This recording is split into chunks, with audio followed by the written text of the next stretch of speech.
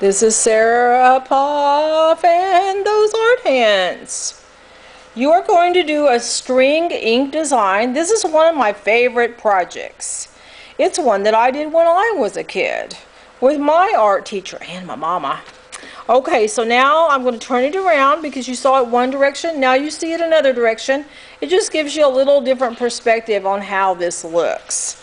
Alright, I'm going to move my sample. You're going to get 2 sheets of paper. You're going to fold them in half.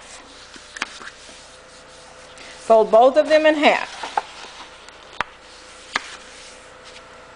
You're going to put your name on the outside of the folded side and your teacher's symbol.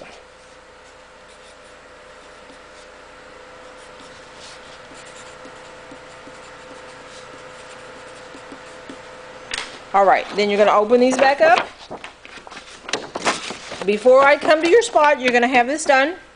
Now, I'm going to take the mess out of this for you. It's still India ink and it still could stain, but by now we have put on our aprons and you have watched me, work with the strings, and I'm going to hand you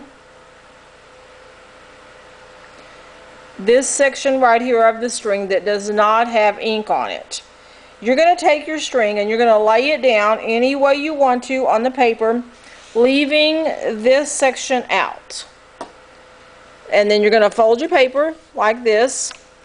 You're going to hold your offhand, which mine is my left, I'm right-handed.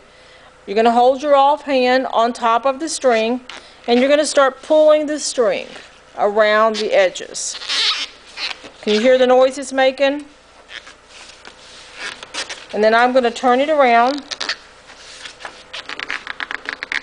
and I'm going to pull it out and I'm going to lay it on my paper towel. I'm going to open this up. Whoa, look at that. Now let's see what happens if I turn it around the other way. Wow. I always think that these look a lot like alien creatures. And so that's actually what we're going to be creating out of these. We're going to be creating alien creatures. Now, what I want you to do is I want you to come to your second piece. You can see it bled through just a little bit. Sometimes it will, sometimes it won't. So put the string down in there, rub it, and then move it around. The more you move it like that, the more feathered it'll look around the edges. Now these strings are getting kind of old. Mine just tore a little bit there. Going to put it back over on the paper towel. I'm going to open this up. Wow, look at that one. Cool.